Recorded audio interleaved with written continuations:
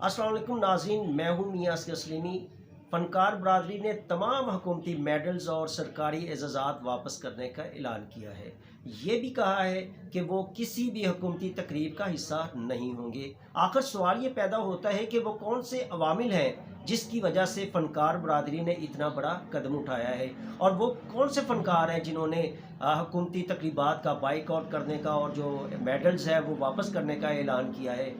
फ़नकारों को हुकूमत के साथ कौन कौन से शिकवे शिकायत हैं, और कौन से फ़नकार ऐसे हैं जो गुर्बत की चक्की में पिस रहे हैं, और कौन से फ़नकार ऐसे हैं जो मुख्तलिफ़ बीमारियों का शिकार हैं, वो कौन से फ़नकार हैं जो गुर्बत और बीमारी का मुकाबला करते करते ज़िंदगी की बाजी भी हार चुके हैं। तो नाज़रीन, पाकिस्तान फ़िल्म प्रोड्यूसर एसोसिएशन के इंतखाबात हाल ही में हुए हैं, जिसमें जो नामवर फ़िल्म डायरेक्टर शहजाद रफ़ीक वो चेयरमैन मुंतखब हुए हैं। इस जो पाकिस्तान फ़िल्म प्रोड्यूसर एसोसिएशन की नौ मुंतखब बॉडी है, उनके एजाज़ में एक इशाया दिया गया था फ़िल्म स्टार मीरा की तरफ से, जिसमें सैयद नूर, मसूद भट्ट, सफ्दर मलिक, गुलकार वारिस बेग, मोहम्मद राना समेत काफ़ी तादाद में जो फ़नकार हैं वो वहाँ पर मौजूद थे। हर चेहरा खुशी से चमक रहा था, दमक रहा था।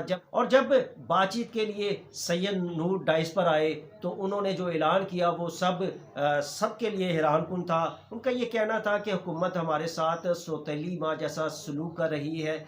हमें मेडल्स दिए जाते हैं जो सिर्फ दीवारों पर लटका दिए जाते हैं। ये मेडल्स हमारे पेट नहीं भरते। ना हमें ट्रेन में कोई राहत मिलती है, ना हमें हवाई जहाज़ के सफ़र में हमें कोई सहूलत मिलती है, ना हमारे पास कोई हाउसिंग सोसाइटी हमें मिली हुई है, ना ही और हुकूमत की तरफ से हमें सहूलियात दी जाती हैं।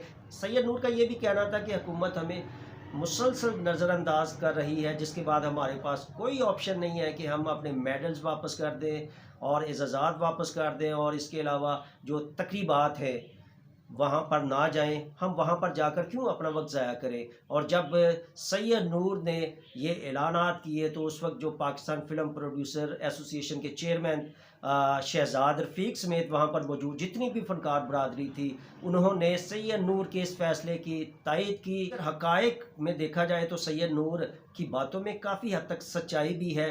बहुत से फ़नकार ऐसे हैं जिन्होंने अपनी ज़िंदगी का बड़ा हिस्सा इस शोबे को दिया, शोबिस को दिया, और पाकिस्तान समेत दुनिया भर में नाम कमाया। ना सिर्फ नाम कमाया बल्कि पाकिस्तान का नाम भी रोशन किया। लेकिन बड़े अफसोस के साथ कहना पड़ता है कि फ़नकारों को वो इज़्ज़त और मुकाम नहीं मिल सका जो इस मुल्क में उनको मिलना चाहिए था। तो इसके बाद अगर ये देखा जाए तो बहुत ज़्यादा जो फ़नकार हैं वो गुर्बत का, बेरोज़गारी का शिकार हैं। उनको हुकूमत की तरफ से कोई बहुत ज़्यादा सहूलियात भी नहीं दी जाती। तो हाल ही में अल्ताफ़ हुसैन, हसन अस्करी, उस्ताद ताफ़ू, आबद कश्मीरी, इनका इंतकाल हुआ है। ये तमाम जो फ़नकार थे, बड़े फ़नकार थे, ये बीमारियों से लड़ते लड़ते, गुर्बत से लड़ते लड़ते हुए इस दारे फ़ानी से रुखसत हो गए।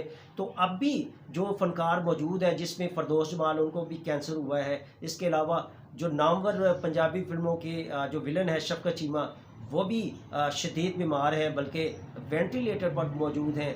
और इसके अलावा राशिद महमूद भी, उनको भी 2-3 दफ़ा हार्ट अटैक हो चुका है, और एक दफ़ा जब बहुत ज़्यादा बिल आ गया था तो उन्होंने सोशल मीडिया पर आकर बाकायदा कहा था कि मेरा कोई रोज़गार नहीं है, इसके बावजूद इतना बिल आ रहा है, इस मुल्क में फ़नकारों के साथ क्या हो रहा है। बल्कि उन्होंने तो ये तक कहा था कि मुझे अफ़सोस होता है कि मैं इस पाकिस्तान में पैदा हुआ।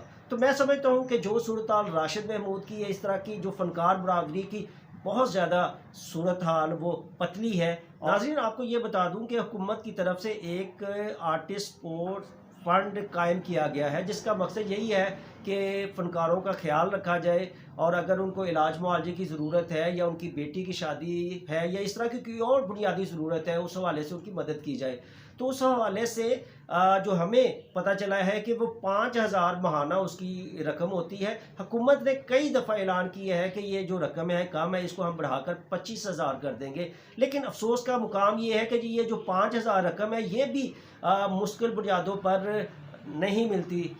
अब एक हौसला अफ़ज़ा बात यह है कि वज़ीर आला पंजाब मरियम नवाज़ ने जो फ़नकार बरदरी हैं उनकी हालत को बेहतर बनाने के लिए एक 29 रुकनी स्टीयरिंग कमेटी बनाई है, जिसका यही मकसद है कि फ़नकारों की फ़लाह व बहबूद का ख़ास ख्याल रखा जाए। अगर वो बीमार है तो उनका सरकारी खर्च पर इलाज किया जाए। इसके अलावा जो सिनेमा घर हैं उनकी भी तादाद को बढ़ाने के बारे में गौर किया जा रहा है।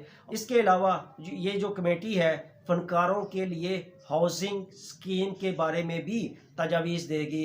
एक प्रॉपर जगह का इंतखाब किया जाएगा जिसके बाद फ़नकारों को वहाँ पर एक हाउसिंग सोसाइटी बनाकर दी जाएगी। फ़िल्म इंडस्ट्री की बात की जाए तो ये हमारी पाकिस्तान फ़िल्म इंडस्ट्री भी ज़वाल पजीरी का शिकार है।